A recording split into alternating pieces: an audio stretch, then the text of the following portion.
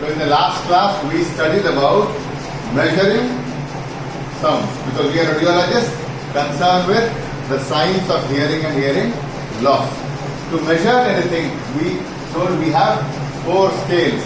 The nominal scales 0, 1 or 1, 2, 3, 4 corresponding to males, females, age, not age, gender, place of origin, etc.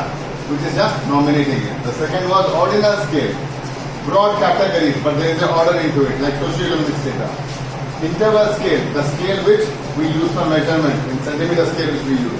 We know the exact interval, 5 millimeter, 5 millimeter, 5 millimeter. And the last is the ratio or the most complicated and developed scale in which large numbers will be compressed in a way so that they can be understood. Now when it comes to hearing and measuring the hearing loss, measuring sound is an important aspect because we measure hearing capability based upon how much we hear. An example was given where I said I phonate and you phonate. We heard the difference. The first difference is in terms of what? Mine is it clearly audible to you? Is it clearly audible to you? Which one is much more audible? Mine or hers? Mine is more audible. That means I am louder. The first parameter of measuring sound is in terms of what we perceive as loudness. So we perceive as loudness, we measure as intensity. The second, what is the second difference? The difference is in terms of how thick the sound is. That is, hers is a shrill sound, but mine is a much more bass sound. So, the frequency of a sound would be more, or the pitch would be more. So, when you perceive the thinness or shrillness of the sound, it is known as pitch. And when you measure it, it is frequency. So, the pitch is different. Third example which I gave is The difference is in terms of the time duration. I was stopping in between, she was continuous. The third parameter is the time duration. Clear? So on these 3 durations we measure sound, frequency, intensity and the time duration. When we perceive intensity, it is perceived as loudness.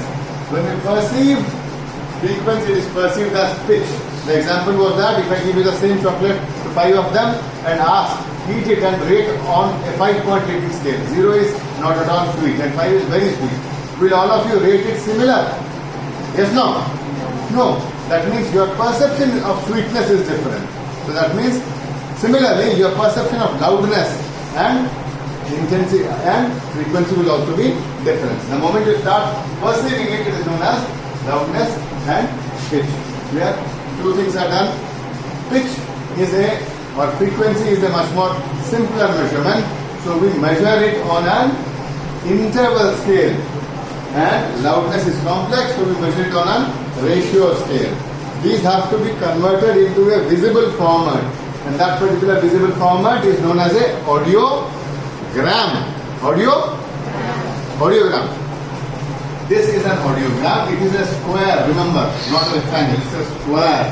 And on the y-axis, we have the intensity, which ranges from -10 to 120 dBHL. Suffix is important. Remember that. And it is in a ratio scale. And the other thing is on the x-axis, we have the frequency, which ranges usually from 125 Hz to 8 kHz. And it keeps doubling. 125, 250, 250, 500, 500. 500 is 1000 Hz. 1000 Hz is again 2000. So do you see? It is doubling itself with proper interval. So this scale would be an interval scale and the scale of intensity would be a ratio scale because the softest intensity which we hear, let us say 0 dBHL, and the loudest intensity which we hear, 120 dBHL, are how many times apart? 1 trillion times. That means if this is shown as 1, this will be on 10, it will be 12 zeros. Correct?